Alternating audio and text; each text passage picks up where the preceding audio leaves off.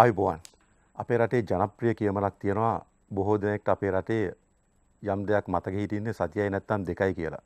හරියට නිකන් සෝඩා බෝතලයක ඇඩුවා වගේ. නමුත් අපි අද කතා කරන්න බලාපොරොත්තු වෙන්නේ මෙරට ඉතිහාසයේ සිදුවෙච්ච දරුණුතම සමුද්‍රීය පරිසර විනාශය පිළිබඳව. එය මෙතෙක් අවසන් වෙලා කියලා අපිට කියන්න පුළුවන් කමක් නැහැ. ඒ බලපෑම තවදුරටත් සිද්ධ වෙමින් පවතිනවා. ඉතින් අපි මේ ගැන තමයි අද මේ වැඩසටහනෙන් කතා කරන්න බලාපොරොත්තු වෙන්නේ.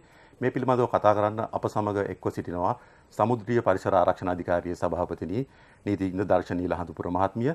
ඒ වගේම මොරටුව විශ්වවිද්‍යාලයේ පශ්චාත් උපාධි අධ්‍යයන අංශයේ පීඨාධිපති රසායන හා ක්‍රියාවලි ඉංජිනේරු විද්‍යාව පිළිබඳ ජ්‍යෙෂ්ඨ මහාචාර්ය අජිත් දියල්විස් මහතා. ඒ වගේම ශ්‍රී ජයවර්ධනපුර විශ්වවිද්‍යාලයේ පාරිසරික ආර්ථික විද්‍යාව පිළිබඳ මහාචාර්ය ප්‍රශාන්ති ගුණවර්ධන මහත්මිය අප සමග සහභාගී වෙනවා. ඉතින් අපි ඔවුන් ඉතා ගෞරවයෙන් පිළිගන්නවා අද වැඩසටහනට.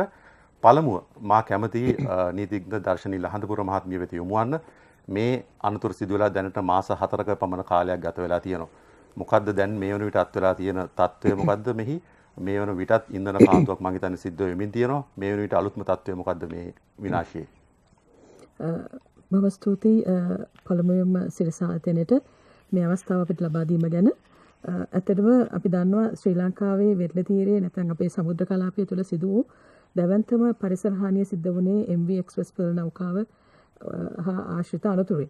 ඒකට ඔබ කිව්වා වගේ දැනට මාස 4ක් ගත වෙලා තියෙනවා. මේකෙන් දැනට දිනපතාම නැවෙන් යම්කිසි බලපෑමක් අපේ සාගර කලාපයට වෙරළ තීරයේ සිද්ධ වෙනවා. ඒ කියන්නේ තෙල් කාන්දු වීමක් සිද්ධ වෙනවා. තෙල් කාන්දු වීමක් කියන්නේ දැනට තෙල් කාන්දු වීම ඇත්තටම බොහෝ දුරට අඩුයි. එය දැනට ගණනය කරලා තියෙන දවසට ලීටර් 20කට වඩා අඩු ප්‍රමාණයක් කියන එක තමයි අපිට දැනට වාර්තා වෙන්නේ. ඒකම දිනපතාම වෙරළ තීරයන් විශාල ප්‍රමාණයකට සුළු වශයෙන් නමුත් අර අපි තියෙන ප්ලාස්ටික් පබළු වගේ ප්ලාස්ටික් නර්ඩල් කියන එකත් දිනපතාම අපේ වෙරළ කලාපයට ගසාගෙන එනවා. එතකොට අපි දිනපතාම වෙරළ පිරිසුදු කිරීමේ කාර්යයත් සිදු කරනවා. දැනට දවස් 124ක් විතර කාලයක් තුළ අපි අකණ්ඩව මේ දිනපතාම වෙරළ පවිත්‍ර කිරීමේ ක්‍රියාවලිය සිදු කරනවා. මට මතක විදියට දල වශයෙන් මිනිස් දින 33000කට වඩා වැඩි ප්‍රමාණයක් අපි යොදවලා තියෙන මේ වෙරළ පවිත්‍ර කිරීමේ ක්‍රියාවලියට පමණක්. ඒකම ඔබ කිව්වා වගේ තෙල් කාන්දීමක් යම්කිසි ප්‍රමාණයකට සිද්ධ වෙනවා. දැනට ඉතාමත් මද වශයෙන්. නමුත් තෙල් කාන්දුවට අපිට ගත හැකි පියවරක් නැහැ. මොකද ඉතාමත් තුනී තෙල් පැල්ලමක් තියෙන්නේ මේ සාගර කලාපය මේ තියෙන ස්ථානීය මීටර් 25ට වඩා ගැඹුර අඩුයි. මීටර් 21ක් පමණ. එතකොට මීටර් 21ක් පමණ ගැඹුර ස්ථානයක ඉතාමත් තුනී තෙල් පැල්ලමකට අන්තර්ජාතික පිළිගත් ක්‍රමවේදය තමයි මෙකැනිකලි ඒ කියන්නේ ඒක මේ කලබල ඒක වාෂ්ප වීම වැඩි කරන එක. ඒ හැරෙන්න රසායනික ද්‍රව්‍ය දාලා ඒක විසිරවන්නට හරි නැත්නම් අර බූම්ස් වගේ දේවල් දාලා නවත්තන්නට හරි හැකියාවක් නැහැ. ඒක අපිට විවිධ ආයතන මේ දේශීය වගේ විදේශීය ආයතන දැනුම් දුන්නා. ඒ වගේම සමුද්‍රීය පරිසර ආරක්ෂණ අධිකාරිය වගේ ආයතන දෙන තියෙනවා ජපානයේ සහ මේ ඕස්ට්‍රේලියාව ඒ වගේ රටවල්. ඒ ආශ්‍රිතවත් අපි විශේෂයෙන්ම ජපානයේ විශේෂඥ කණ්ඩායමෙන් ඇහුවා මේ වගේ තත්ත්වයකදී අපිට කරන්න පුළුවන් මොකක්ද කියලා. ඒකට දැනට අපිට කරන්න පුළුවන් අර මෙකැනිකල් එක චර්න් කරලා ඒක වාෂ් වෙන එක මේ ඉක්මන් කිරීම තමයි. දැනට තෙල් පැල්ලම තියෙනවා. අපි දිනපතාම නිරීක්ෂණය කරනවා. සතියකට සැරයක් මුළු ආයතන ඔක්කොම රජ ආයතන සමුද්‍රීය පරිසර ආරක්ෂණ අධිකාරිය නාවික හමුදාව වරාය අධිකාරිය සහ මේ වෙළඳ නාවක ලේකම් කාර්යාංශය එකතු වෙලා ජොයින්ට් ඉන්ස්පෙක්ෂන් එකක් යනවා. ඒ වගේම සුමානකට සැරයක් ඒරියල් ඔබ්සර්වේෂන් එකක් ගුවනින් ගිහිල්ලා බලනවා මේ තෙල් පැල්ලම කොහොමද කියලා. ඒ වගේ නිරන්තරයෙන් මේ කාර්යය සිදු කරනවා. ජල සාම්පල ගන්නොත් මේ ජල සාම්පල තත්ත්ව පරීක්ෂා කරනවා. ඒකම පරිසර හානිය ගණනය කරන්න මේ තුමන්ලා දෙන්න තමයි ඒක ගැන වැඩිපුරම මේ මට වඩා ගැළපෙන ගැන පැහැදිලි කරනවා. නමුත් පරිසර හානිය ගණනය කිරීමත් අඛණ්ඩව අපි පටන් ගත්තා සිට මේ දක්වාම ඉතාමත් කාර්යක්ෂම ගොඩක් කාලීය ශ්‍රමය යොදමින් අපේ විශේෂඥ කණ්ඩායම සිද්ධ කරමින් පවතිනවා. ඒ ආකාරයට ගත්තම මේ සම්බන්ධයෙන් අපි අපේ පූර්ණ ශක්තිය යොදලා ගත හැකි සියලු පියවර අරගෙන තියෙනවා කියලා කියන්නට පුළුවන්. ඔව් දැන් පසුගිය දවස්වල එක්සත් ජාතීන්ගේ පාරිසරික වැඩසටහන මේ අනතුර සම්බන්ධයෙන් විශේෂ වාර්තාවක් නිකුත් කරා. ඔවුන් පැහැදිලිව දක්වා තිබෙනවා මේ මෙරට ඉතිහාසයේ සිදුවෙච්ච දරුණුතම සමුද්‍රීය පරිසර විනාශය මේ අනතුර තමයි කියලා. එතකොට ඔවුන් ප්‍රධාන අවධානම් දෙකක් පෙන්වා දීලා තිබෙනවා. එකක් තමයි මේ නැව මෙතන මේ ස්ථානයේ ඉවත් කිරීම. ඒ වගේම මේ නැවෙන් මුහුදට වැටුණු බහලුම් වලින් මේ පරිසර පද්ධතියට වෙන්න තියෙන හානි අවම කිරීම, මේ බහලුම් ඉවත් කිරීම. මේ සම්බන්ධයෙන් මොන වගේ පියවරක්ද අරන් තියෙන්නේ මේ වෙන විට? ඇත්තටම අපි දන්නවා මේ අනතුර වුණේ ඉතාමත් අවාසනාවන්ත විදියට මුහුද රළු කාල සීමාව තුළ. ඔව් මෝසම් කාල සීමාව තුළ වාරකම් කියලා කියනවා අපි. ඒතර මේ කාල සීමාව තුළ තමයි අනතුර සිද්ධ වුණේ. අර වාර්තාව එක්සත් ජාතීන්ගේ වාර්තාව පැහැදිලිව දක්වලා තියෙන විදිහට යම්කිසි කන්ටේනර් ප්‍රමාණයක් සාගර පත්ලයට වැටුණා. දැන් සාගර පත්ලේ තියෙන්නේ. ඒතකොට මේ සාගර පත්ල ගවේෂණය කිරීම මූලිකවම ආරම්භ කරුවා නාරා ආයතනය. ඔවුන් යම්කිසි කලාපයක සාගර පත්ල ගවේෂණය කෙරුවා. ඒ වගේම ඉන්පස්සේ ඉන්දියන් සර්වේ වෙසල් ඉන්දියන් සමීක්ෂණ යාත්‍රා පැමිණලා ඔවුනුත් යම්කිසි ප්‍රමාණයකට මුහුද පත්ල ගවේෂණයක් කෙරුවා.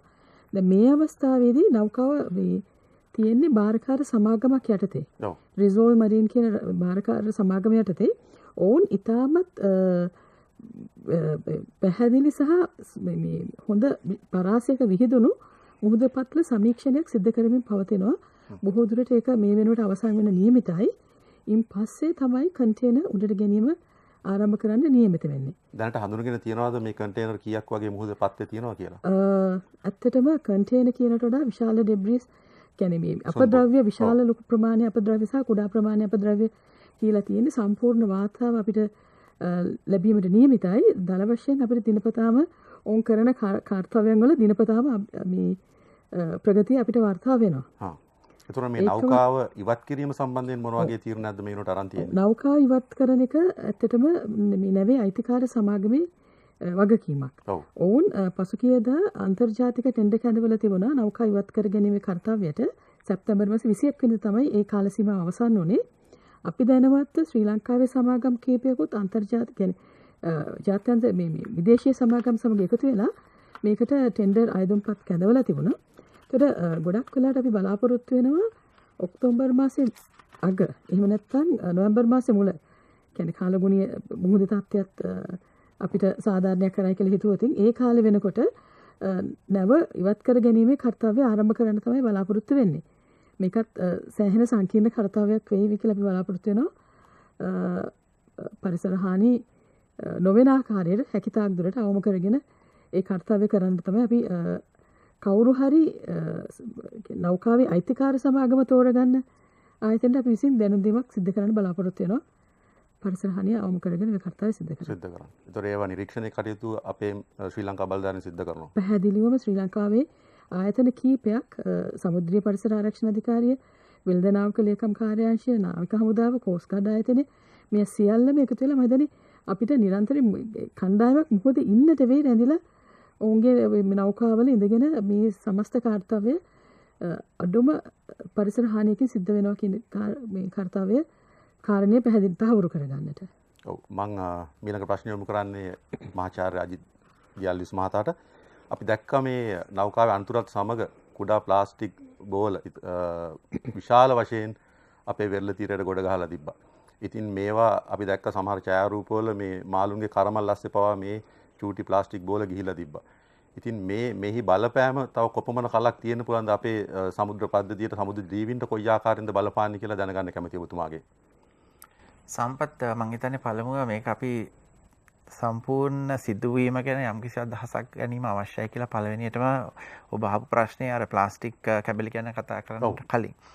මොකද මම හිතන්නේ අපි කිව්වා මේක ලංකා පරිසරයට වෙච්ච, සමුද්‍ර පරිසරයට වෙච්ච ලොකුම හානියක් වෙච්ච අවස්ථාවක් හැටියට මම හිතන්නේ අද ඒක පිළිඅරන් තියෙනවා. නමුත් මේක අපි නැව ගත්තොත් මේ නැව සම්පූර්ණයෙන්ම 100%ක් මෙන්න මේ ස්ථානයේදී විනාශයටපත් වුණා. එතකොට අපිට මේක අධ්‍යයනය කරනකොට මේක බලනකොට අපිට පේන දෙයක් තමයි අපි ලංකාව නෙවෙයි ලෝකයේ ඉතිහාසය මැරිටයිම් හිස්ටරි ඒ කියන්නේ ගත්තොත් නාවික ඉතිහාසය ගත්තොත් රසායන ද්‍රව්‍ය සහ ප්ලාස්ටික් එකතු වෙලා වෙච්ච දරුණුතම සිදුවීම තමයි මේ අවස්ථාව. නමුත් ඒකෙන් වෙච්ච පරිසර දූෂණය දරුණුතම කියන එක අපිට තවමත් අපි ඒ ගැන අධ්‍යයනය කරනවා. මොකද අපිට පෙනෙන නැති සහ පෙනෙන දේවල් කීප අපිට අංශ කීපකින් බලන්න පුළුවන්. ඇත්තටම අපි දැක්ක දෙයක් තමයි ප්ලාස්ටික් එක. නමුත් ප්ලාස්ටික් වලටත් වඩා දරුණු දේවල් රසායන ද්‍රව්‍යයන් ගොඩක් තිබ්බා.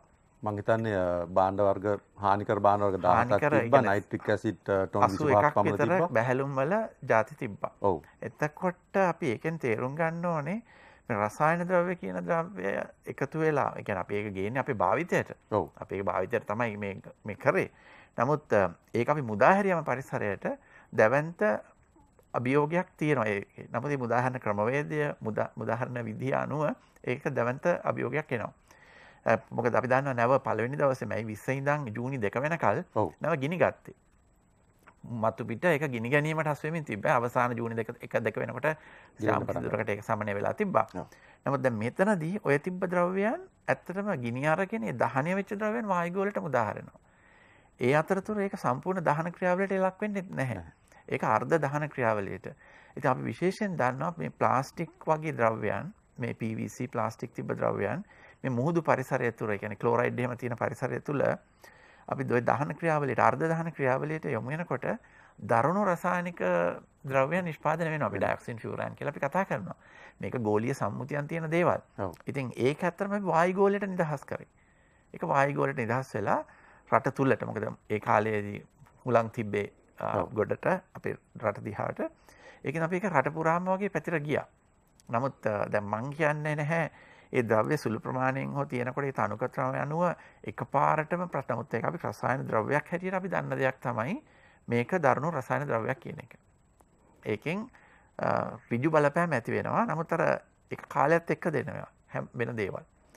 ඉතින් ඔය ප්ලාස්ටික් ද්‍රව්‍ය කියන එක මං හිතන්නේ ඔක ලංකාවේ වෙරළට එනවා වගේම අපිට අද පෙන්වන්න පුළුවන් ඒක ඉන්දුනීසියාව පැත්තට යනවා. මොකද ඒක දැනට අපි කරලා තියෙන ඔය කම්පියුටර් මොඩලින් වලින් එහෙම ඒ ක්‍රමවේදය අනුව අපිට පේනවා ලක්ෂයක් විතර ස්ක්වයර් කිලෝමීටර්ස්. ඒ කියන්නේ ඒ වර්ගඵල ඒ වපසරියකට ඒක පැතිරෙනවා. ඒ වගේම ඒක දිගටම යනවා. මේක ඉතින් වසර ගණනාවක් තිස්සේ ලෝකය පුරා බෙදීමට මේ ප්‍රචාරය වීමට ඒ කියන්නේ හැකියාවක් තියෙනවා. ඒක නම් කතාවක් නැහැ. මොකද සාමාන්‍ය දල ගණනයක් කරොත් අපි කියනවා බිලියන 75ක විතර මේ වගේ ප්ලාස්ටික් කැබලි තියෙනවා කියලා. නමුත් මේ ප්ලාස්ටික් කැබලි පවා එක 5 මිලිමීටර් වගේ එකක් නේ. ඒ ඔය ප්ලාස්ටික් නර්ඩල් කියන එක. ඒක හරි ඉක්මනට ඊට පස්සේ බෙදී යනවා ශුද්ධ සහ නැනෝ කියන ඒ වගේ ඝන ද්‍රව්‍ය වලට ඒක බෙදිලා යනවා. තවත් ඊට වඩා සුළු ප්‍රමාණය පොඩි අංශු බවට පරිවර්තන වෙනවා. දැන් මේක එතකොට බිලියන නෙවෙයි. ඒක ට්‍රිලියන පවා වෙනස් වෙන්න පුළුවන්.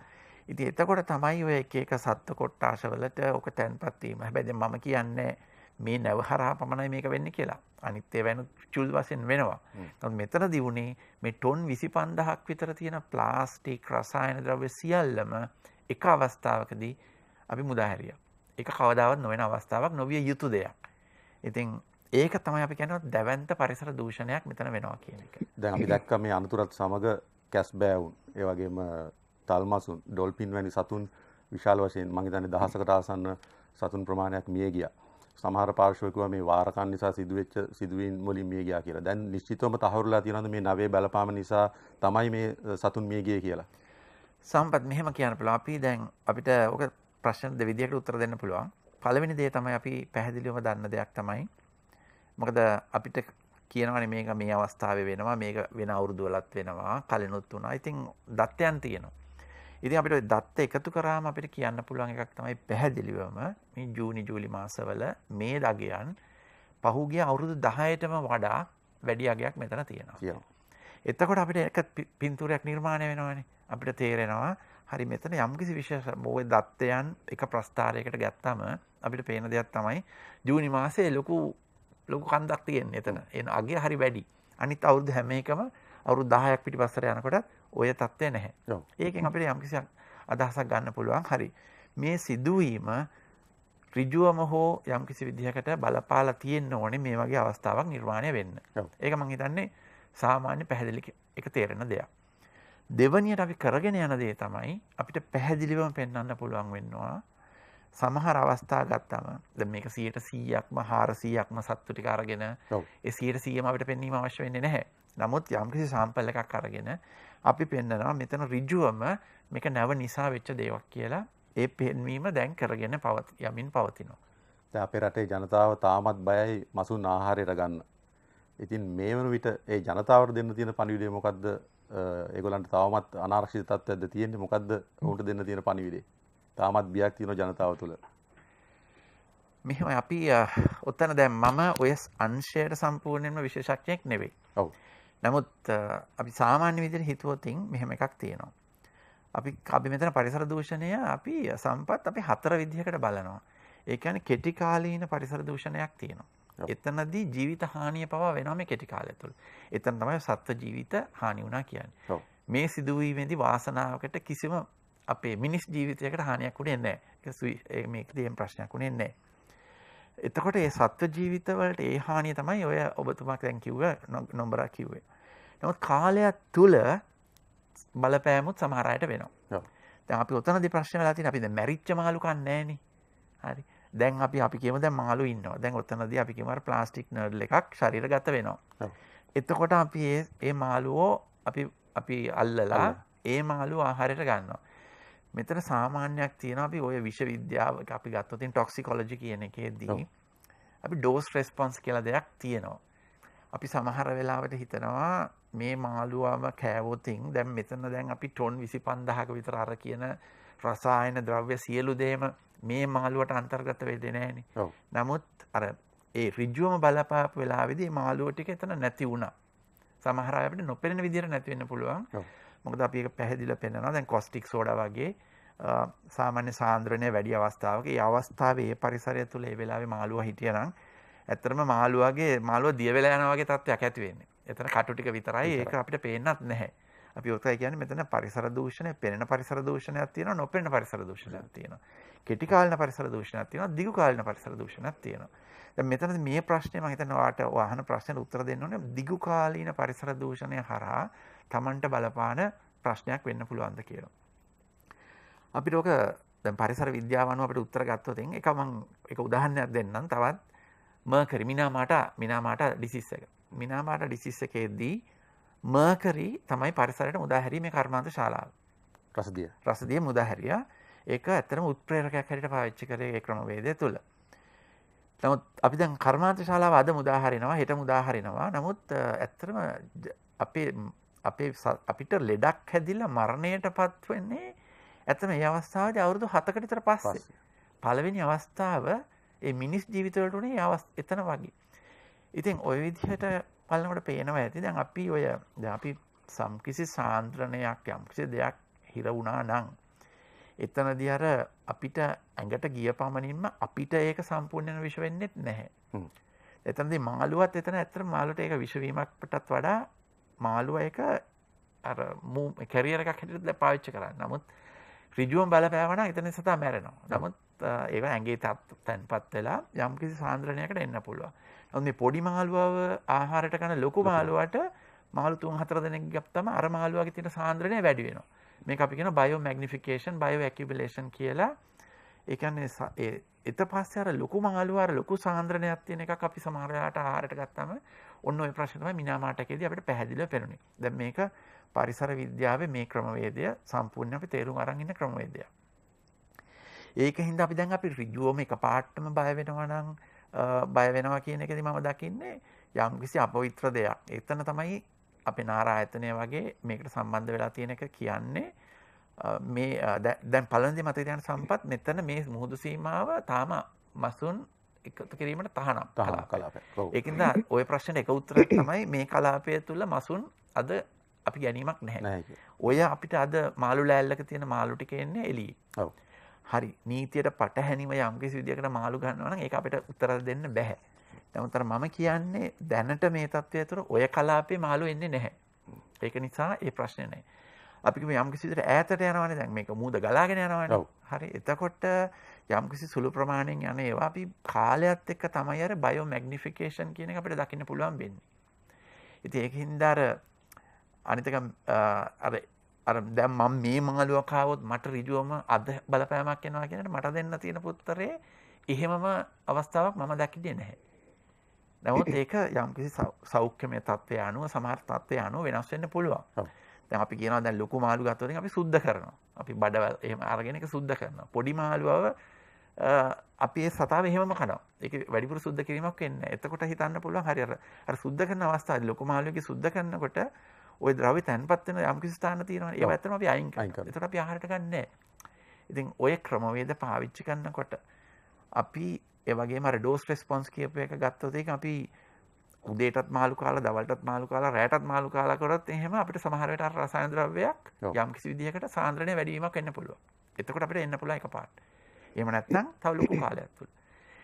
ඉතින් ඒකින්ද අපිට ඒ විදිහට ඒ විද්‍යාත්මක මනසින් මම හිතන්නේ මේක බලන්න ඕනේ. නැත්නම් මම මාළුවෙක් දිහා බලලා අද මම මේක කවුතින් හෙට මම මේ අපහසුවටපත් වෙනවා මැරලා වැටෙනවා කියන එක මම ඒ ක්‍රමය ඒක පිළිගන්නේ නැහැ. ඔව්. ලහඳුර මහත්මිය දැන් අපි කතා කරා මේ දීවරීන්ට ඒ මුහුදු ප්‍රදේශවල දීවර කටයුතු දැන් තහනම් කරලා තියෙනවා කියලා. කවද්ද මේ තහනම් ඉවත් කරන්න පුළුවන් ඔවුන්ට? මොකද දීවර ප්‍රජාව දැඩි බලපෑමක් ලක් වෙලා තියෙනවා මේ අනතුර නිසා. කවද්ද ඔවුන්ට ඒ දීවර කටයුතු කරගෙන යන්න අවස්ථාව දෙන්න පුළුවන් උදා වෙන්නේ කාලයක්? ඔව් ඇත්තටම මේ මම හිතන්නේ සෑහෙන කාලයක් තිස්සේ දීවර කටයුතු තහනම් කරලා තියෙනවා. මූලිකවම තහනම් කරලා තියෙන්නේ පානදුර සිට මීගමුව දක්වා මේ නෞකාව පානදුර සහ මීගමුව ආශ්‍රිත ප්‍රදේශයක් තමයි දීවර තහනම ලක් කරලා තියෙන්නේ. මේක ඇවිල්ලා කෝස්ටල් ෆිෂින් අපි කියනවා මුහුද ආශ්‍රිතව බේරලා තියෙන ආශ්‍රිතව කරන දීවර කටයුතු තමයි තහනම් කරලා තියෙන්නේ. බහුදින යාත්‍රාවලට ගැඹුරු මුහුදේ ගිහිල්ලා මසුන් මැරීම තහනමක් නැහැ.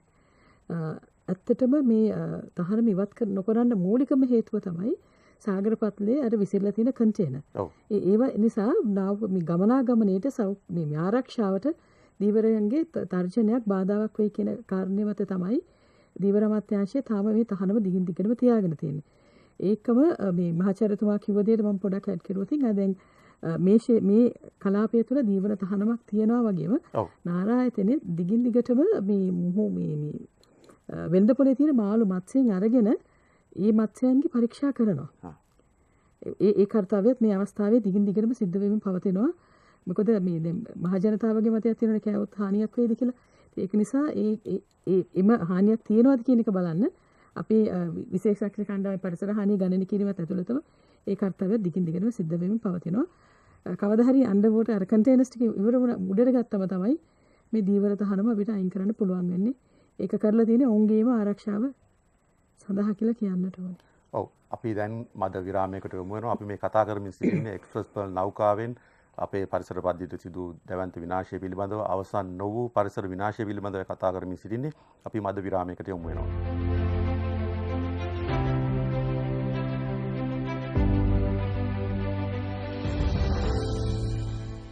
අපි කතා කරමින් සිටින එක්ස්ප්‍රස් පර්ල් නෞකාවෙන් මෙරට සමුද්‍ර පද්ධතියට සිදු වූ හානිය පිළිබඳව.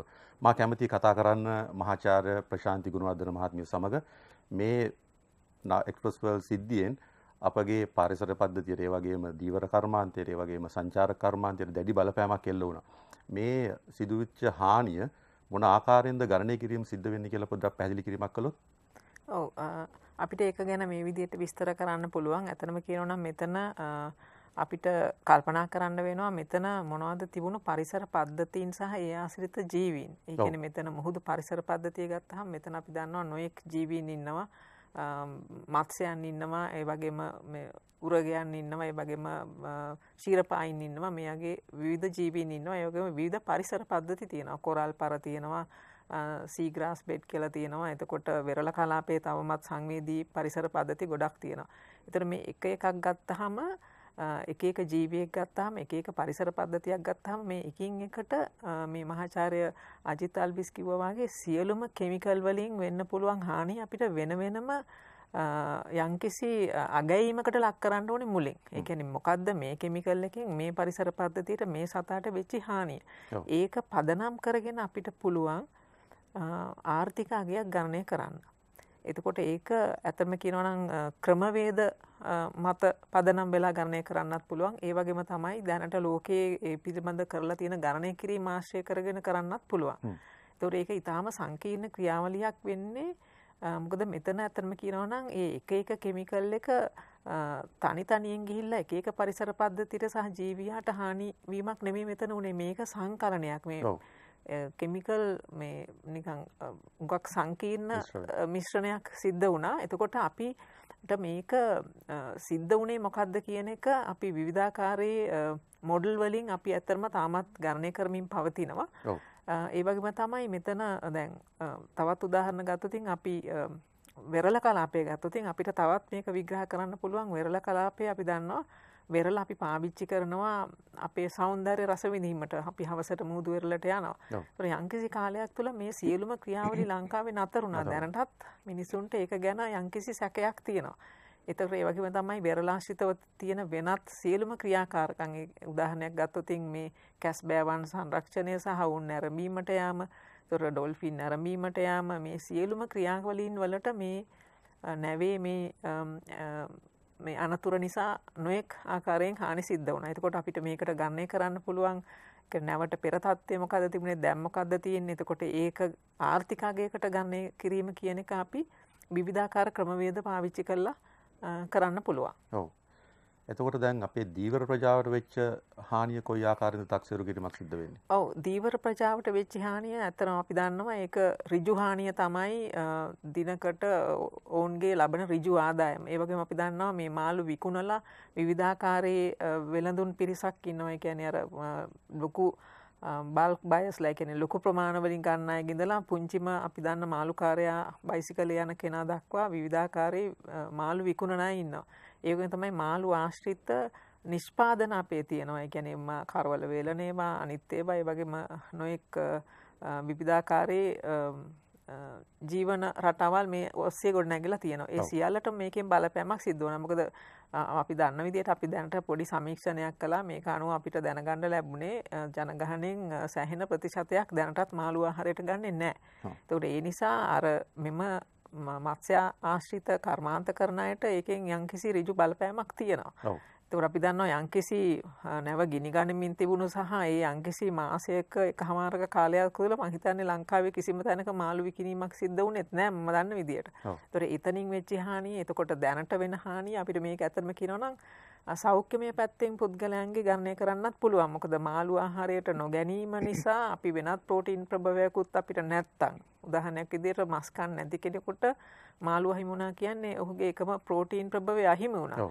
ඒකට ඒක ඉතින් ඒක අහිමි වීම තුළ ඔහුගේ සාමාන්‍ය ජීවන රටාවට එහෙම නැත්නම් ඔහුගේ වැඩ කටයුතු කරගෙන යාමට ප්‍රෝටීන් ඌනතාවයෙන් යම්කිසි හානියක් වෙන්න පුළුවන්. ඒ පිළිබඳ ගණනය කිරීමක් කරන්නත් පුළුවන්. ඒකෙන් වෙන ආර්ථික හානියකුත් අපිට ගණනය කරන්න පුළුවන්. ඒ වගේම තමයි අපි දන්න මේ වෙරළ කලාපයේ වෙනත් මේ කියන සෞන්දර්ය රස විඳීම් තුළ අපි දන්නවා අපේ සංචාරක කර්මාන්තයටත් හානි සිද්ධ වුණා. අපිට අහන්න ලැබුණා පිටරට එන සංචාරකයෝ එමින් එන්නට ප්ලෑන් කරගෙන හිටපු අය ඔවුන්ගේ ගමන් කැන්සල් කළා කියන එක. ඒතකොට ඒ ඔස්සේ අපිට වෙච්ච හානියත් අතිවිශාලයි. ඒ වගේම තමයි අපේ මම හිතන්නේ අපේ මාළු මිලදී ගන්න පෙළඹිලා හිටපු සමහරු මේ ඒව යම්කිසි කැන්සල් කිරීමක් සිද්ධ වුණා නම් ඔවුන්ගේ ඕඩර්ස් එහෙම නැත්නම් රට තුල මේ මාළු ප්‍රොසෙසින් ඉන්ඩස්ට්‍රි එකට යම්කිසි හානියක් වුණා නම් මේ සියලුම දේවල් ඔස්සේ අපිට මේ ගණනය කිරීම කරන්න පුළුවන්. මුහුද අභ්‍යන්තරයේ තියෙන කොරල් පද්ධති වලටත් මේකෙන් හානි වෙන්න පුළුවන්. ඒ වගේවත් තක්සේරු කිරීමක් සිද්ධ වෙනවද? ඔව්, අනිවාර්යයෙන්ම කරන්න ඕනේ. මොකද එතන අපිට ඍජු හානිය සමහර විට මේ මෙතුමා කිව්වා වගේ කල්ගත වෙලා වෙන දෙයක්. අපිට මෙතනදී ඒක යම්කිසි කම්පියුටර් මොඩල් එකකින් වාගේ කියන්න පුළුවන් මෙන්න මේ ද්‍රව්‍ය මේකේ ගිහිල්ලා තැන්පත් වුනහම අනාගතයේදී මොකද්ද වෙන්නේ කියලා. ඒ වෙන හානිය වළක්ව ගන්න අපි මොකද්ද මේක ප්‍රතිස්ථාපනය කරන්න ඕනේ කියන එක පදනම් කරගෙන අපිට අගයක් නිර්මාණය කරන්න පුළුවන්. දැන් මේ ගණනය කිරීම කොයි ආකාරයෙන්ද සිද්ධ වෙන්නේ? කොපමණ කලක් ගත වෙයිද මේකේ සම්පූර්ණ හානිය තක්සේරු කරන්න? ඔව්, ඇත්තටම අපි දැනට මූලික ක්‍රමවේද හඳුනාගෙන තියෙන්නේ. සුළු ගණනය කිරීම කීපයක් අපි කරගෙන යනවා දැනට. එතකොට අපේ මේ සියලුම අධ්‍යයන අතර මේක සිද්ධ වෙන්නේ මේ පාරිසරික ආර්ථික විද්‍යාවේ මූලධර්ම අනුව. ඒ කියන්නේ හුඟක් වෙලාවට අපි කරන්නේ සමීක්ෂණ පදනම් කරගෙන තමයි මේ අගය කිරීම කරන්නේ. ඒ වගේම අපි විශේෂඥයන්ගෙන් අහලා මේක කරන්න පුළුවන්. ඒ අයිරෙන්ද අපි සමාජ ආර්ථික සමීක්ෂණත් පදනම් කරගන්නවා. ඒතකොට මේක ඇත්තටම කියනවා නම් අපි මුළු ලංකාවම ආවරණය වන පරිදි තමයි කරන්න හිතාගෙන ඉන්නේ. ඉතින් ඒකට යම්කිසි කාලයක් අපිට ගත කරන්න සිද්ධ වෙනවා. ප්‍රධානම දේ තමයි දැන් අපිට ලැබෙන්න තියෙන වන්දිය. මේ වන්දි මුදල් ලබා ගැනීම සම්බන්ධයෙන් මේ විට කොහොමද මොකක්ද අරන් තියෙන පියවර? අපි දැක්කා MV නිව් ඩයමන්ඩ් නෞකාවේදී ඕන් මූලික වන්දියක් දුන්නා කියලා කිව්වා. ඊට පස්සේ වෙච්ච සිද්ධියක් නැහැ.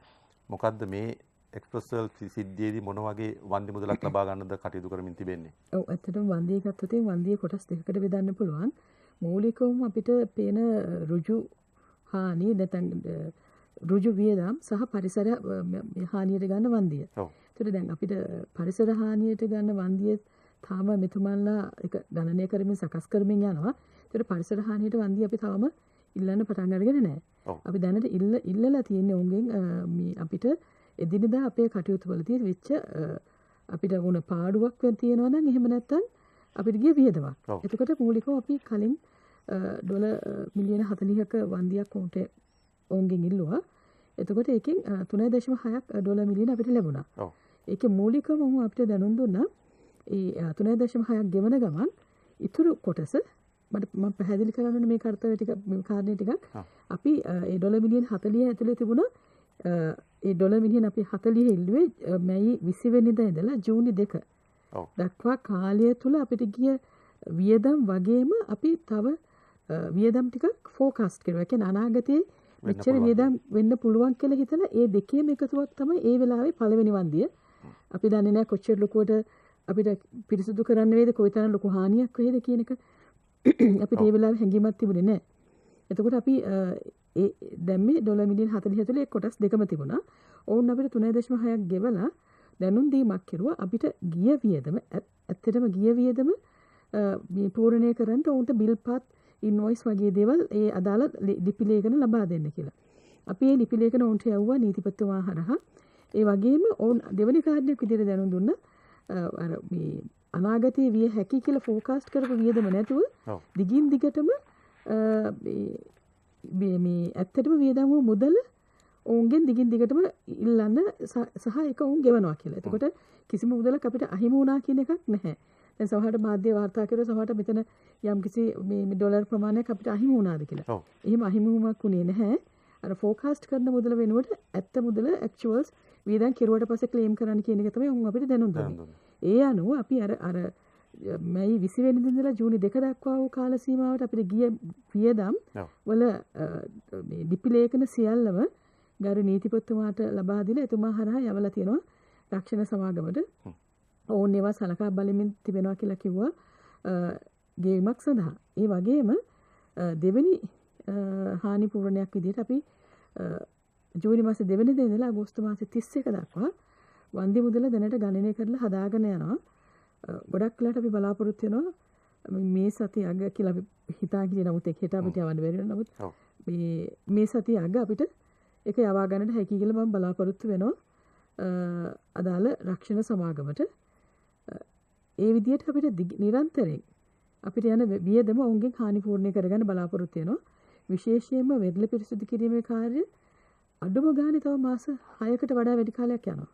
ගත වෙනවා. ඒතර මේ සියල්ලම ඔවුන්ගෙන් හානි පූර්ණය කරගන්න බලාපොරොත්තු වෙනවා. පරිසර හානිය ඇරුණම. පරිසර හානි වාර්තාව සැකසුනම අපි ඒකත් බලාපොරොත්තු වෙනවා ඔවුන්ගෙන් පියවා ගන්නට. මේ කොරෝනා වසංගතයේ මැද්දේ තමයි මේ අනතුරු සිද්ධ වුණේ. අපේ ආරක්ෂක අංශ දැවැන්ත ක්‍රියාවලියක ක්‍රියාමාර්ගවල නිරත වුණා මේ වෙරළ පද්ධතිය පිරිසිදු කරන්න. ඉතින් මහාචාර්යතුමනි මම දැනගන්න කැමතියි තවදුරටත් මොන ආකාරයේ පිරිසිදු කිරීමේ ක්‍රියාවලියක්ද සිද්ධ වෙන්න ඕනේ අපේ වෙරළ පද්ධතිය ආරක්ෂා කරගන්න නම් මේ සිද්ධ විනාශයෙන්. සම්පත් මෙතනදී අපි තාමත් දන්නේ නැති කීප තැන තියෙනවා. ඒ කියන්නේ අපි දන්නේ නැහැ තාම සී ග්‍රාස් කොරල් රීෆ් මැන්ග්‍රෝව් ඒ ටිකේ තාම සම්පූර්ණ අපිට අදහසක් නැහැ. මොකද මේ කාලය තුල මේ කිමිදුම් කරුවන්ට ඒ ස්ථානයට යෑමට අපහසුකම් තියෙනවා. ඒකෙන්ද ඒ ගැන අදහසක් නැහැ. නමුත් එතනදී අර ප්‍රශාන්ත කිව්වා වගේ අර ඒ ක්‍රමවේදය ගැන සැකසෙනවා. අපි මේක නැවතත් අපි කොහොමද අපි මේ ස්ථානය ඇති කරන්නේ? කියන්නේ කොරල් පාර හානියකට පත් වෙලා තියෙනවා නම් කොහොමද ඒක නැවතත් ප්‍රතිස්ථාපනය කරන්න ක්‍රමවේදය මේකට අඩංගුයි. නමුත් ඒකට පැහැදිලි අපිට ඒක දැන ගැනීම අවශ්‍යයි. දැන් අපි කතා කරා අර දැන් ඔබ හැබැයි බෙරළ කොච්චරකල් පිරිසිදු කරනවද කියන එක. ඔතනදී ඔය පිරිසිදු කරනවා කියන එකත් ඇත්තටම අපි දකින්න දෙයක් නෙමෙයි. අපි කියන්නේ දැන් අපි දකිනවා වෙරළ මේ විදිහට මේක අපි පිරිසිදු කරන්න ඕනේ. එතකොට ඔය දකින පරිසර දූෂකාරකයන් තමයි විශේෂයෙන් අපි එන්නේ ප්ලාස්ටික් වගේ ඒවට. ඔතනදී අපි දැකලා මං හිතන්නේ පරිසර ඒ කියන්නේ ප්ලාස්ටික් එක අපි දකින නර්ඩ් එක අමතරව අපි දකින තවත් දේවල් තියෙනවා. ඉතින් මේක අර සම්පූර්ණයෙන්ම පිරිසිදු කරනවා කියන එක විදිහකට සම්පූර්ණ අපහසු කාර්යයක්. ඒ කියන්නේ ඒක ඒ විදිහට වෙන්නේ නැහැ. මොකද එහෙම කරනකොට ඔක වැලි හාරලා වැලි ටික පිරිසිදු කරලා කරනකොට ඊට වඩා ප්‍රශ්නයක් ඇති වෙන්න පුළුවන් ওই පරිසර පද්ධතියට. මොකද ඔය සංවේදී පරිසර කලාප. ඒකින්ද අපි එතනදී තේරුම් ගන්න ඕනේ මේ අවස්ථාව දැන් වුණා. මෙතනදී යම්කිසි ප්‍රමාණයකට ගියාට පස්සේ අපිට අර අවසාන මේක දක්වා අවසාන ප්ලාස්ටික් නර්ඩ් එක දක්වා පිරිසිදු කිරීම කියන එක මට බලාපොරොත්තු වෙන්න මං හිතන්නේ ඒ විදිහට මේක විය යුතුයි කියලා. නමුත් අපි තේරුම් ගන්න ඕනේ දැන් මේ පරිසර මුදා කරන එක පුළුවන් තරම් අපි අර ප්‍රතිෂ්ඨාපන ක්‍රියාවලිය. මොකද පරිසරය කියන එකත් සමහර වෙලාවට පරිසරය දන්නවා ඒක ඒ විදිහට හැදගැහෙනවා. ඉතින් සමහර දේවල් අපිට ආපහු හැසිරෙවීමක් නැහැ. දැන් මේ රසායන ද්‍රව්‍ය ගිහිල්ලා ඒ වෙච්ච ඒවා සමහර ඒවා ආපහු අපිට ඇති කර ගැනීම අපහසුවක් තියෙනවා. ඒ කියන්නේ මොකද ඒකේ ප්‍රශ්නය උග්‍රයි. ඉතින් ඒක නැවතත් අපිට ප්‍රතිෂ්ඨාපනය කිරීමක් කියන එක මට හිතන්න අමාරුයි. ඒ විදිහට මොකද ඒ වනිතික ගොඩක් තැන් වලට ගිහිල්ලා ඒ විදිහට ඉතින් අපිට මූදු වතුර අරගෙන ඒකත් පිරිසිදු කිරීම නැහැ. ඉතින් මේක අපිට මේ බලපාපු ප්‍රශ්නේ අපි තේරුම් ගත යුතුයි. මෙතන ලොකු ප්‍රශ්නයක් වුණා කියන එක. ඒ ප්‍රශ්නේදී වෙච්ච දේවල් තමයි අපි තේරුම් ගන්න. සමහර ඒවා ප්‍රතිෂ්ඨාපනය කිරීමේදී ඒ කරන්න පුළුවන් ටික කරනවා. ඉතින් කොරල් රීෆ්, සී ග්‍රාස් බෙඩ් ඒ වගේ ඒවා අපි නැවත ප්‍රතිෂ්ඨාපනය කිරීම ගැන අපිට කිවීමේ හැකියාවක් තියෙනවා. දැන් නෞකාව ඉවත් කරන්න සූදානම් වෙන මේ වාරගම් සමය අවසන් වුණත් සමග ඒත් එක්ක තවදුරටත් මේ අපේ පරිසර පද්ධතියට හානි වෙන්න පුළුවන් නේද මේ නෞකාව ඉවත් කිරීමේ කටයුතු වලදී? ඔව් එතනදීත් අපි සම්පූර්ණයෙන්ම තේරුම් ගත යුතුයි මොනවද වෙන්න පුළුවන් කියන එක. මොකද අපි කියනවා මේකේ නැවේ තාම තෙල් තියෙන්න පුළුවන්. දැන් ඒ තෙල් තියෙනකොට නැව මේක කෙලින්ම උස්සනවද? එහෙම නැත්නම් නැව කපලා කෑලි ගේනවද? එතකොට කොහොමද අර තෙල් ටිකට මොකද වෙන්නේ? තෙල් ටික තියනවද කියලා තේරුම් ගන්න එක අනිවාර්යෙන්ම එතනදී එතන ප්‍රශ්න කිහිපයක් තියෙනවා. ඒක අපි තේරුම් ගත යුතු දෙයක්. මොකද ඒක අයින් කරනවා කියන එක මොකද මෙතන මේ කලාපය සාමාන්‍ය වැඩ කරන කොළඹ වරායට පිවිසෙන මාර්ගය තුල පවතින තැනක්. ඉතින් අනිවාර්යෙන්ම බලපෑම් තියෙනවා. ඉතින් ඒක අපි අවම කරලා තමයි මේ ක්‍රියාවලිය යුත්තේ. ඒක අපි හිතනවා දැන් මේ කරන සමාගම දැන් මෙතන අපි උත්තරයක් නෙදෙන්නේ මේ ප්‍රශ්නය තියෙනවා රෙක් රිමූවල් කියන එක. එතනදී උත්තරය දෙනකොට ඒ ගැන සාධාරණ විදිහට හිතලා බලලා ඒ කියන්නේ මේක අයින් කිරීම පමණක් නෙවෙයි. මේක ක්‍රමානුකූලව කරන ක්‍රමවේදයක් තුල තමයි මේක අනුමත වෙන්නේ කියලා අපි ඒක බලාපොරොත්තු වෙනවා. නැත්තම් වෙන්නේ ඒ අවස්ථාවේදී තවත් ලොකු ප්‍රශ්නයකට මුහුණ පාන්න පුළුවන්. විශේෂයෙන් තෙල් තියෙන්න පුළුවන් නම්. ඔව්. දැන් වසරක් වගේ කාලයක් තුල මේ වගේ අනතුරු දෙකක් සිද්ධ වුණා. එකක් තිරුකෝණාමලයට ඔබ්බෙන් මුහුදේ MT නිව් ඩයමන්ඩ් නෞකාව. ඒතකොට දැන් මේ සිද්ධිය. මින් අපි යම්කිසි පාඩමක් ඉගෙන ගත්තොත් දැන් අපි මේ සිද්ධිය ගැන කතා කරොත් මේ මාසේ 20 වෙනිදා තමයි මේ නැව අලියම කාලේ මම හිතන්නේ කොළඹ වරාය පිටත නැම්ගුරන් දාන්නේ. එදිනම සවස් 4ට පමණ දුමාරයක් ඇති වෙනවා. ඊට පස්සේ තමයි ගිනි ගැනීම ඇති වෙන්නේ. ඉතින් 31 වෙනිදා වෙනකොට කෙසේ නමුත් ගින්න යන්තරමකට පාලනය වෙනවා. නමුත් දෙවෙනිදා තමයි නෞකාව එම ස්ථානයෙන් අදින්න පටන් ගන්න දෙවෙනිදා. ඊට පස්සේ තමයි මුහුදේ ගිලෙන්න යන්නේ. ඒතකොට අපි මේ තීරණ ගැනීමේ යම්කිසි ප්‍රමාදයක් වුණාද මේ අනතුරේදී අපේ රජයේ පැත්තෙන් හරි වක්කියුතු ආයතන වලින් යම්කිසි ප්‍රමාද දෝෂයක් වුණාද මේකෙන් අපිට මේ වෙන්න වෙච්ච බලපෑම අවම කරගන්න තිබුණා නේද? මේට වඩා කඩිනම් තීරණ ගත්තා නම් නැව වෙන ප්‍රදේශයකට කලින් ඇදගෙන යන්න පුළුවන් වුණා නම්. මම හිතනවා ඒ ප්‍රශ්නේදී නම් රජයේ ආයතන සියල්ලම වහම ක්‍රියාත්මක වුණා සහ ගන්න තියෙන අපේ පරාසයේ සහ අපිට හැකියාව තියෙන සියලුම තීරණ ගත්තා කියලා. ඒක සමුද්‍රීය පරිසර ආරක්ෂණ අධිකාරිය විතරක් නෙමෙයි. මේ හා සම්බන්ධ වෙන අනිකුත් රාජ්‍ය ආයතන සියල්ලම අපි එකම කණ්ඩායමක් විදිහට තමයි සම්බන්ධීකරණය කෙරුවේ. ඇත්තටම සමුද්‍රීය පරිසර ආරක්ෂණ අධිකාරිය විදිහට අපිට දැනගන්න ලැබුණෙත් මේ මාසේ 20 වෙනිදා සවස් 4ට. එදිනම හවස අපි සවස් 6ට අපේ තියෙනවා ක්‍රමවේදයක් ඉන්සිඩන්ට් මැනේජ්මන්ට් ටීම් කියලා ඒ කණ්ඩායම හමු වෙලා අපි සාකච්ඡා කරලා ගත යුතු පියවර සාකච්ඡා කෙරුවා. ඒ වගේම 21 වෙනිදා උදෑසනම අපි මේ සියලුම කණ්ඩායම අපේ ආයතනය වගේම නාවික හමුදාව මේ මර්චන්ට් ෂිපින් සෙක්‍රටේරියට් එක සහ නෞකාවේ අයිතිකාර සමාගමේ නියෝජිතෙක් දේශීය නියෝජිතෙක් මේ සියලුම කණ්ඩායම එකම නෞකාව මේ බලන්නට ගියා අදාළ ස්ථානෙට. නෞකාවට මැදින් මීටර් 10ක් ආසන්නටම ගියා. එතකොට ඒ අවස්ථාවේදී අපි ඉන්පසු සාකච්ඡා කරලා අපි මේ නෞකාවට ඩිරෙක්ටිව්ස් මේ සමුද්‍රීය පරිසර ආරක්ෂණ අධිකාරියට පුළුවන් නෞකාවට විධාන ලබා දෙන්න. අපි උන්ට විධාන ලබා දුන්නා මේ ගතියොත මෙන්න මේ පියවර ගන්නට කියලා.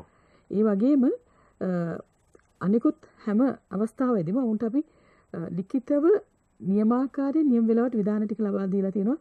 ඒ විධාන නෞකාවේ අයිතිකාර සමාගම රක්ෂණ සමාගමට දේශීය නියෝජිතයන්ට ඒ වගේම නෞකාව මේ ගලවා ගැනීමේ සැල්වෙජ් කම්පැනියක් ඇවිල්ලා හිටියා.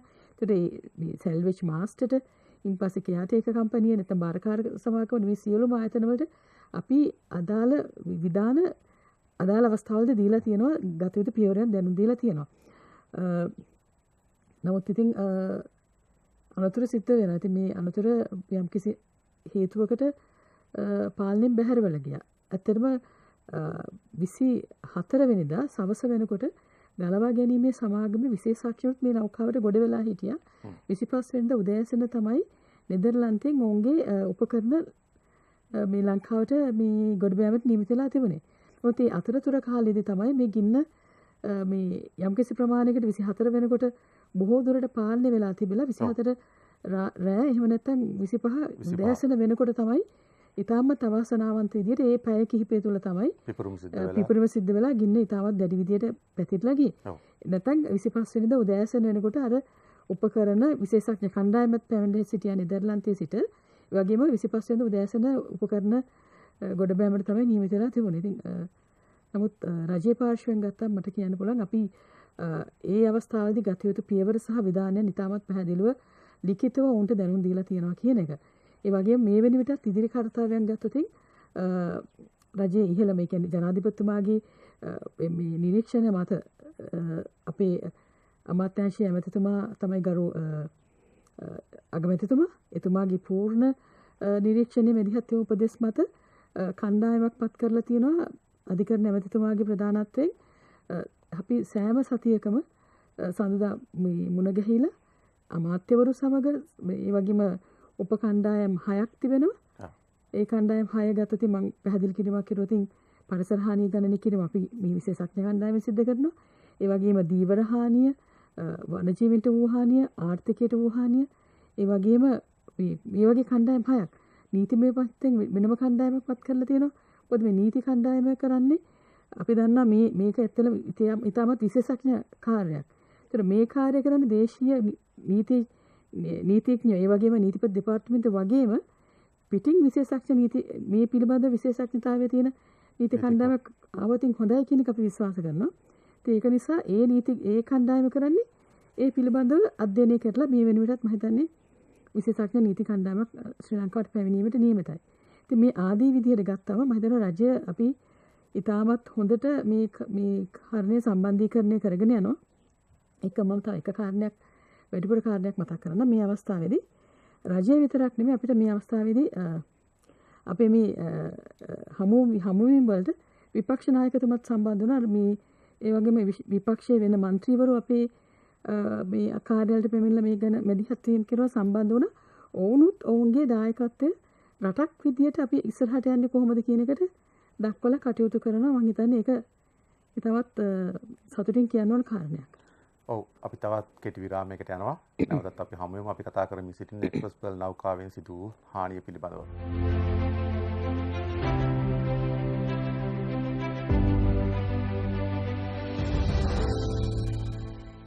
අපි කතා කරමින් සිටින එක්ස්ප්‍රස් පර්ල් නෞකාවෙන් මෙරට සමුද්‍ර පද්ධතියට සිදු වූ හානිය පිළිබඳව මා කැමැති යොමු වන්න මහාචාර්ය ප්‍රශාන්ති ගුණවර්ධන මහත්මිය වෙත. මේ නෞකාවෙන් සිදුවෙච්ච හානියෙන් අපි දැක්ක කැස්බෑවුන් විශාල වශයෙන් මිය ගිහලා තියෙනවා. කැස්බෑවුන් කියන්නේ වඳ ව්‍යාමයේ තර්ජනයට ලක් වෙලා තියෙන සුවිශේෂී සත්ත්ව කොට්ටාශයක්. ඉතින් මොන වගේ බලපෑමක්ද අපිට වුණේ මේ අපේ දිවෙන්ට පැමිණෙන වෙරළට පැමිණෙන මේ කැස්බෑවුන්ට මොන වගේ හානියක්ද සිද්ධ වුණේ? ඔව් ඇත්තටම සම්පත් මෙතනදී ඇත්තටම මියගිය ජීවීන් ගැන කියනවා. ඒ කියන්නේ අපිට පෙනුණු ජීවීන් තල්මසුන් 7 දෙනෙක් පමණ, එතකොට ඩොල්ෆින් සත්වයන් 36ක් සහ කැස්බෑවන් 329ක්. එතන මේ කැස්බෑවන් ගත්තාම ඇත්තටම කියනවා නම් මේ වෙරළට ගසාගෙන එන කැස්බෑවන් පමණයි අපි මේ ආකාරයට ගණනය කිරීමක් කළේ. නමුත් අති විශාල ප්‍රමාණයක් කැස්බෑවුන් මිය ගිහිල්ලා අපේ වෙරළට ගොඩ නොගසා වෙනත් මුහුදු පතුලේ තැන්පත් වුණා වෙන්න පුළුවන්. ඒතකොට මේ ප්‍රමාණය ඇත්තටම කියනවා නම් මේ වගේ 5 ගුණයක් වෙන්න පුළුවන් කියලා කියනවා. ඒ වගේම තවත් අදහසක් තියෙනවා මේ වගේ 10 ගුණයක් වෙන්න පුළුවන් කියන එක. එතකොට අපිට හිතා ගන්න පුළුවන් අතිවිශාල ප්‍රමාණයක් කැස්බෑවුන් මිය ගියා. ඒ වගේම තමයි කැස්බෑවෙක් කියන්නේ ඉතා දීර්ඝ ජීවන කාලයක් තියෙන කෙනෙක්. එතකොට ඔවුන් මිය ගියා කියන්නේ එතකොට ඔවුන්ගේ ඊළඟ පරපුරට මේක අපිට අනාගතයට ඇත්තටම කියනවා නම් අවුරුදු තව 100 200 ගානකට මේකේ හානිය ගණනය කරන්න පුළුවන්. ඒ වගේම තමයි මෙතන කැස්බෑවන්ගෙන් විශේෂ තත්ත්වයක් තියෙන්නේ ලංකාවට මේ ලෝකයේම තර්ජනයට ලක් වෙලා තියෙන සත්ත්ව කණ්ඩායමක් ඔවුන්ගෙන් විශේෂ 5ක්ම ලංකාවට එනවා ලංකාවේ වෙරළට. එතකොට තවත් අපි දැකපු යම්කිසි විද්‍යාත්මක සංසිද්ධියක් තියෙනවා මේ විදියට යම්කිසි හානියකට ලක් වුණා නම් මෙතනින් බේරී ගිය කැස්බෑවුන් නැවත මේ අපේ වෙරළට එන එකක් නැහැ. ඉතින් මේක දැනගන්න අපිට ඇත්තටම කියනනම් ඊළඟ මැයි මාසෙ වෙනකන් ඉන්න වෙනවා. ඒතරද එහෙම දෙයක් වුණා කියන්නේ ඇත්තටම කියනවා නම් මේක අතිවිශාල හානියක්. දැනුවත් හෝ නොදැනුවත්ව අපි මේ උල්ලංඝනය කළේ අන්තර්ජාතික සම්මුතියක්. අපේ convention on migratory species යටතේ අපි බැඳිලා ඉන්නවා අපේ රටට එන මේ පර්යටන සතුන් ආරක්ෂා කිරීමට. ඉතින් ඒක අපි අතින් කොයි හරි විදියකින් ඒක උල්ලංඝනය වුණා කියන්නේ අපි දැනුවත් හෝ නොදැනුවත්ව අපි අතින් ලොකු වැරද්දක් වුණා. ඉතින් ඒක අනුව ඔවුන් නැවත ආපහු එන්නේ නැත්තම් ඒතකොට අපිට මේක බලන්න වෙනවා අපේ මුළු මම හිතන්නේ අධ්‍යාපන කටයුතු කැස්බෑවන් මේ පදනම් කරගෙන සිද්ධ වුණා සංචාරක කටයුතු අතිවිශාල ප්‍රමාණයක් කැස්බෑ සංරක්ෂණ මධ්‍යස්ථාන තියෙනවා මේ යටතේ ජීවත් වෙන පවුල් තියෙනවා ওই යටතේ ජීවත් වෙන විවිධාකාරයේ වෙනත් ජීවන වෘත්තීන් තියෙනවා මේ සියල්ලටම සිද්ධ වෙච්ච හානිය අතිවිශාලයි ඒ අරුණකොට මම හිතන්නේ ඒ සියල්ලම අමතක කළා වුණත් අපිට සිදුවන පාඩුව මේ ජීවි විශේෂයක් විදිහට උන්ට වෙච්ච මේ හානිය අපි මං හිතන්නේ අපි මේ ගෑස් බෑවෙක් කිසි දෙනක නොදැකපු කෙනෙකුට පවා ඇති වුණු මේ සංවේදී හැඟීමත් අපිට මුදල්ලගයකට හරවන්න පුළුවන්.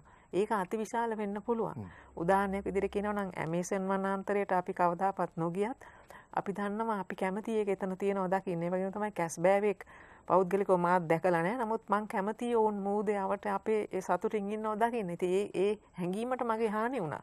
ඒක මට මුදල් වලට හරවලා පෙන්වන්න පුළුවන් මේක තමයි අපේ සියලු මේ සත්ත්ව වෙනුවෙන් තියෙන අපේ අනුකම්පාව, අපේ සියලුම හැඟීම් මුදල් වලට හරවලා මේක ගණනය කරලා පෙන්වන්න පුළුවන් මේක තමයි අපිට වෙච්චි සම්පූර්ණ හානිය කියලා. ඉතින් අපි උත්සාහ කරන්නේ මේ විදිහේ ගණනය කිරීමකට යන්න. ඉතින් මේකේ අවාසනාවන්ත තත්ත්වය තමයි ගණනය කිරීම කළත් මේ අහිමි වීම අපිට ලබා ගන්න බෑ. අහිමි වෙච්ච සතුන් අපිට එන්නේ නැහැ. කැස් බෑවෝ අනාගතේ කවදාකවත් එන්නේ නැත්තම් ඒක එන්නේ නැහැ. ඔව්. මහාචාර්යතුමනි මම කැමති දැනගන්න මේ ශ්‍රී ලංකාව ගත්තාම නාවික ගමනාගමනයේ කේන්ද්‍රස්ථානයක් විදිහට සලකන්න පුළුවන්. ඉතින් මේ සිද්ධ වෙච්ච අනතුර පළවෙනි එක හෝ දෙවෙනි එක නොවෙන්න පුළුවන්. ඉදිරි අනාගතයේදීත් මේ වගේ අවදානමක් තියෙන්න පුළුවන්. අපි මේ අනතුරු වලින් ගන්න තියෙන පාඩම මොකක්ද අපි? පළවෙනි එක අපි මේ අවස්ථාව ඇති වුණේ කොහොමද කියලා හොඳට තේරුම් ගන්න ඕනේ. එතනදී අපිට මේක එක්ස්ප්‍රස් පර්ල් එක ගත්තත් අපිට පේන දෙයක් තමයි නොසලකලිමත් දේවල් ගොඩක් වෙලා තියෙනවා කියලා ඒ නැවේ පැත්තෙන්. මොකද මේක ජබල් අලි වලින් එළියට ඇවිල්ලා ඊට පස්සේ ඒ නයිට්‍රික් ඇසිඩ් කියන එක අපි ඒ නයිට්‍රික් ඇසිඩ් හරියට ඒ තිබු කන්ටේනර් බැහැලුම් ටික හරියට නිසියාකාරව නොපැදි තිබීම නැතිවීම කියන්නේ ඒ සුළු අත්පසුවීම සුළු කියන්න බෑ අවසානයේදී නමුත් ඒ අත්පසුවීම තමයි අපි දකින්නේ මේ මහා පරිමාණයේ පරිසර දූෂණයකට පරිවර්තනය වුණේ. ඔව්. ඉතින් ඕකට නැවුවලා තියෙන කෝඩ් එකක්. ඒ කියන්නේ CTU කෝඩ් කියලා තියෙන CTU කෝඩ් එක අනිවාර්ය දෙයක් නෙවෙයි. ඒ විශේෂයෙන් මේ වගේ කන්ටේනර් ෂිප්ස් වල මේ වගේ එක්ස්ප්‍රස් ෆීඩර්ස් ඒ කියන්නේ ෆීඩර් වෙසල් වල වගේ දකින්නේ කියන්නේ මොකද අපි මේක දැන් හොයතු හොයාගෙන යනකොට ඒගොල්ලන් අර සම්පූර්ණයෙන්ම තාක්ෂණය මුසු හසු කරන්නේ නැහැ. හිතනවා හරි මේක අපිට හම්බ වුණා මේක අපි දැන් ලෝඩ් කරා අපි ඊළඟ ඉක්මනට තව ඊළඟ දවස් දෙකකින් තව රායකට යනවා. ඒක ටිකක් යම් කිසි දෙයකට අර අනිවාර්ය අවශ්‍යතාවයක් නෙවෙයි වෙලා තියෙන්නේ. ඉතින් අපි හිතනවා මේක අනිවාර්ය අවශ්‍යතාවයක් විය යුතුයි කියලා. ඒ වගේම අපි දකින දෙයක් තමයි නැව දෙසරයක් විතර හැදුවා වෙන හාබර් වාරාය වලට ගිහිල්ලා මේ ප්‍රශ්නය මෙති උද්ගත වෙලා තියෙන තැනට උත්තරයක් ලබා ගන්න. ඒකත් බැරි වුණා. ඔය port of refuge කියන එකත් ජාත්‍යන්තර සම්මුතියක් නෙවෙයි. ඉතින් සමහර විට ඉදිරියේදී මේ අවස්ථාව ඒ කියන්නේ port of refuge කියන එකත් international convention එකක් වෙන්න, CTU code එක අනිවාර්ය වෙන්න, ඒව වෙනවා නම් මම හිතන්නේ ගොඩාක් ප්‍රශ්න ඇති වෙනවා. මොකද අපි කතා කරන්නේ වුණාට පස්සේනේ. ඔව්. අපිට තියෙන්න ඕනේ හැකියාවක්. දැන් නැව් 3000ක් ඔය යහට මෙහාට යන්නේ ඒක මේ රූට් එක සෑහෙන මේ කාර්ය බහුල මේ නාවික ගමනාගමන මාර්ගයක්. ඉතින් මේක අවසාන එක කියලා අපිට හිතන්න බෑ කවදාවත්. නමුත් අපිට තේරුම් ගන්න පුළුවන් වෙන්න ඕනේ අපි කොහොමද මේ වගේ තත්ත්වයන් අවම කරන්න කියලා. ඒ අවම කරනවා කියන්නේ good practice best practices කියන ඒවා ඇති කළ යුතුයි. ඉතින් මම හිතන්නේ ඒක අපි දැනුවත් විය යුතුයි. ඒ වගේම අපි කියන මේක අපි කේන්ද්‍රස්ථානයක් නාවික කේන්ද්‍රස්ථානයක් නම් අපිට සම්පූර්ණ හැකියාව තියෙන්න ඕන. අපි තව එකක් දකින දෙයක් තමයි අපි දැන් මෙතනදී පරිසර දූෂණය ගැන කතා කරනකොට නැවේ තිබ්බ ඒවා විතරක් නෙවෙයි. අපිට මේ ගින්න නිසා එහෙම නිසා අපිට ෆයර් ෆයිටිං දේවල් පාවිච්චි කරන්න වුණා. එතනත් අපි රසායන ද්‍රව්‍ය පාවිච්චි කරන්නේ. අපි ඩ්‍රයි පවුඩර් පාවිච්චි කරනවා. නමුත් මෙතනදී අපි දකිනවා අපි සමහර වෙලාවට පාවිච්චි කරලා තියෙන්නේ පාරිසර හිතකාමීම ද්‍රව්‍ය නෙවෙයි. මොකද අපි දැනට තියෙන භාවිතා කරන ද්‍රව්‍ය පාවිච්චි කරන්නේ. මේවත් ලෝකේ ලොකු වෙනසක් වෙමින් පවතිනවා. ඉතින් මේවත් අපි තේරුම් ගන්න අපිට අනුගත කරගත යුතුයි මේ වගේ හොඳ දේවල්. මොකද අපිට අර ගින්න නිවීමේදී අපිත් කරන දේවල් නිසා ඊටත් වඩා පරිසර දූෂණයක් වෙනවා. ඉතින් මේක අගයීමේදී අපි ඒව ගැනත් අපි හිතනවා. මොකද අපි දන්නවා දාලා තියෙන දේවල් කියලා තාවුරලා තියෙනවද? අපි දන්න මොනවද ගියේ කියලා. ඒකද ඒවයේ තියෙන කාලපරාසයත් අපි දන්නවා මේක පරිසරය තුළ පවතින කාලපරාසය. ඒක නිසා අපි ඒවත් එකතු කරනවා මේ අගයීමට වන්දි ලබා ගැනීමේදී. වන්දි ලැබෙන එක හෝ නොගෙන එක කියන එක. ඒ කියන්නේ මොකද රක්ෂණ මුදලක් නිසා අපි දකින්නේ අපි කරන්නේ සම්පූර්ණ පාරිසරික ඇගයීමක්. මොකද අපි හිතනවා මේකෙන් ඉගෙන ගත යුතු පාඩම් ගොඩක් තියෙනවා කියලා. අපි කොහොමද සාම්පල් රටේ තියාගන්නේ? තව කවුරු හරි ප්‍රශ්නයක් ඇහුවොත් අපි මේක ඉස්සරහට අපිට වෙනවා මෙන්න සාම්පල් එක තියෙනවා මෙදා වෙච්ච සිද්ධිය සාම්පල් එක. මෙන්න මේ සාම්පල් එකේ උත්තරය අරන් තියෙනවා. මේ සාම්පල් එක තාමත් අපිට තියෙනවා. ඕඩන් තව සැරයක් පරීක්ෂණය කරලා ඒ ක්‍රමවේද ගැනත් යම් කිසි දෙයකට අපි ක්‍රමවේදයක් ඇති වෙමින් පවතිනවා මෙතනදී. ඒක මම හිතන අගය කරන්න ඕනේ ඒක අවශ්‍ය දෙයක්. ඉතින් ලැබෙන නොලැබෙන එක කියන එක ගැන බලලා නෙවෙයි අපි කරන්නේ සම්පූර්ණ පාරිසරික ගේමක් තමයි ප්‍රශාන්තේ ඒක කරගෙන යන්නේ. එතකොට අපි හිතනවා ඒක අපිට ගන්න පුළුවන් ගොඩක් පාඩම් තියෙනවා කියලා ඉස්සරහ. ඔව්. ලහන්පුර මහත්මිය දැන් මේ ජ්‍යෙෂ්ඨ මහාචාර්යතුමා කියපු කාරණයක් තමයි නෞකාව පැත්තෙනුත් නොසලකිලිමත්කම් රසක් වෙලා තියෙනවා. එතකොට ලීගල් ඉන්වෙස්ටිගේෂන් එක නීතිමය විමර්ශනය මොන ආකාරයෙන්ද සිද්ධ වෙන්නේ මේ නෞකාව සම්බන්ධයෙන්? ඔව් ඇත්තටම මේ නෞකාවේ විමර්ශනය සිද්ධ වීමේදී සමුද්‍රීය දූෂණ වැළැක්වීමේ පනතේ අපිට තිබෙනවා විමර්ශනය කිරීමේ බලතල අපේ අධිකාරියට. අපි මේ බලතල ලිඛිතව පවරලා තියෙනවා මේ වෙනකොට CID ඒ කියන්නේ අපරාධ පරීක්ෂණ දෙපාර්තමේන්තුවට ඔවුන් අදාළ පාර්ශ්වයන් සාකච්ඡා කරමින් කටයුත්තට සටහන් කරගමින් ඉස්සරහට යනවා. ඒ වගේම අපි දන්නවා මහේස්ත්‍රාත් අධිකරණයේත් කරුණු වාර්තා කිරීමක් සිදු කෙරුවා. එකම නීතිපති දෙපාර්තමේන්තුව ගරු නීතිපතිතුමාගේ ප්‍රධානත්වයෙන් නොබෝ කාලෙකම හදන්නේ ඉදිරි පියවරයන් ගනී කියලා බලාපොරොත්තු වෙනවා. අපරාධ එහෙම නැත්නම් නඩුවක ආකාරයෙන් ඉදිරියට යන්නට හැකියාව තියෙනවා ගොඩක් දුරට. දැන් මීට කලින් සිද්ධ වුණ අනතුර ගිය වසරේදී MT නිව් ඩයමන්ඩ් නෞකාව. ඒ නෞකාව සම්බන්ධයෙන් කරපු විමර්ශනයේ ප්‍රගතිය මොකද්ද? ඒ සමාගම නඩු පැවරීමක් කරාද? මොකද්ද කරන්නේ? ඇත්තටම මේ එහිදී සිදු වුණු කාරණා කීපයක් තියෙනවා. එකක් තමයි අපි මූලිකවම හඳුනගත්ත නෞකාවේ නෞකාධිපතියටගේ නොසලකිල්ල තිබුණා කියන එක. ඒකත් එක්ක අපි ඔහුට විරුද්ධව නඩු පැවරුවා කොළඹ මහාධිකරණයේදී. ඒකම ඔහු වරද පිළිගත්තා. වරද පිළිගැනීමත් සමග අපේ පනතේ තිබෙන දඩමුදලට පනතට ප්‍රකාරව ඔහුට මට මතක විදිහට රුපියල් මිලියන 12ක දඩයක් නියම කෙරුවා මේ සහ ඒ දඩමුදල ඔවුන් විසින් ගෙවනු ලැබුවා මේ උසාවියේ රෙජිස්ට්‍රාර්තුමාට. දැන් මේ කාරණා කතා කිරීමේදී මේ එක්සත් ජාතීන්ගේ වාර්තාවෙත් දක්වලා තිබෙනවා අපිට ආපදා සැලැස්මක අවශ්‍යතාවය ඉදිරියේදී. ඉතින් දැන් අපි මොකක්ද අරන් තියෙන ක්‍රියාමාර්ගය වගේ ආපදා සැලැස්මක් සකස් කිරීම සම්බන්ධයෙන්? ඔය ඇත්තටම මේ මම චුට්ටක් එතනින් එහාටත් ගිහලා මේ ඔබගේ ප්‍රශ්නෙට පිළිතුර දෙන්න. මෙම සමස්ත සිද්ධිය ගත්තම අපිට ඉගෙන ගන්න කාරණා බොහොමයක් තියෙනවා අපේ මහාචාර්ය දෙපළ පැවසු ආකාරයට. මූලිකවම ඔවුන් හදන විශේෂඥ වාර්තාව අපේ මේ මහාචාර්යතුමා කිව්වා වගේ අපිට ලබා ගන්න ඕන වන්දිය පදනම් කරගෙන හදන වාර්තාවක් නෙමෙයි. ඒක එතනින් එහාට ගිහලා සමස්ත පරිසර හානිය ගණනය කරලා වන්දි ලැබුණත් නැතත් කියන්නේ සමහර වන්දි තියෙනවා අපිට ගන්න බැරි වෙන්න පුළුවන්.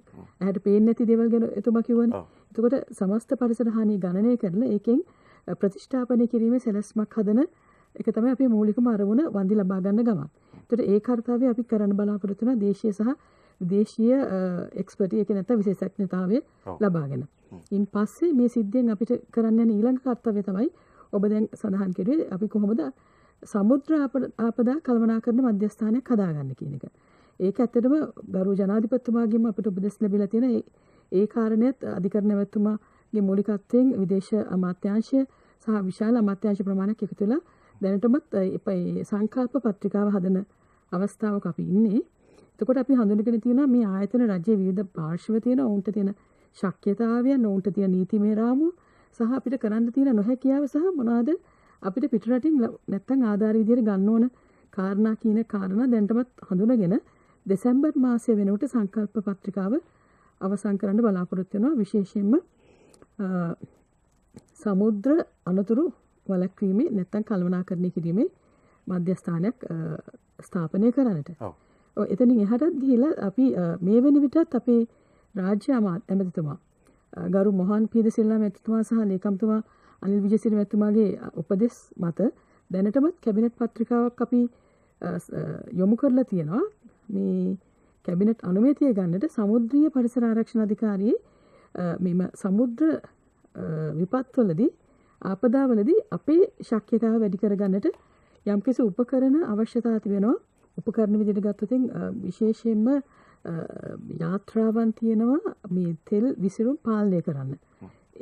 එයට අපිට ඕන විදිහට හදාගන්නට පුළුවන් තෙල් විසිරීම් පාලනය කරන්න සහ එහිදී යම්කිසි වෙලාවක අපි කිව්ව මේ මෙතුමා කිව්ව විදිහට රසායන ද්‍රව්‍ය විසින්නට පුළුවන්. ඒ වගේම අර බූම් කියලා අපි කියනවා මේ ස්පිල් ප්‍රිවෙන්ෂන් බූම් කියලා කියනවා තෙල් විසිරීම් පැල්ලම පාලනය කරන්න දාන උපකරණ සහ තෙල් උරා ගන්න උපකරණ ඒ වගේ දේවල් විශාල ප්‍රමාණයක ඒව හඳුනගෙන අපි ඒවා ලබා ගන්නට කැබිනට් පත්‍රිකාවක් දැන්ටමත් යොමු කරලා තියෙනවා.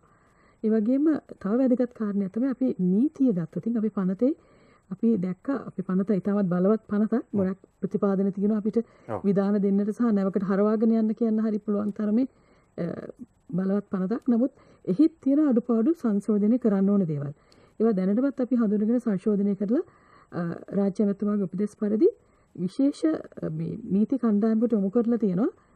තව සති දෙකක් විතර ඇතුළත කාලෙදී ඔවුන්ගේ අනුමැතියක් ලැබෙයි පනත නැවත සංශෝධනය කරන්නට. ඒ වගේම අපි අත්සන් කරලා නැති අන්තර්ජාතික සම්මුති අත්සන් කරන්නව අපි කැබිනට් පත්‍රිකාවක් යොමු කරන්න බලාපොරොත්තු වෙනවා ඉතාමත් නොබෝ කාලයකින්. මේ වගේ ඉදිරි පියවරයන් ගන්නට බලාපොරොත්තු වෙනවා. අපි මේකේ මේ ලර්නින් එකක් එහෙම නැත්නම් මේකෙන් අපි ඉගෙනගත් උගත් පාඩමක් විදියට.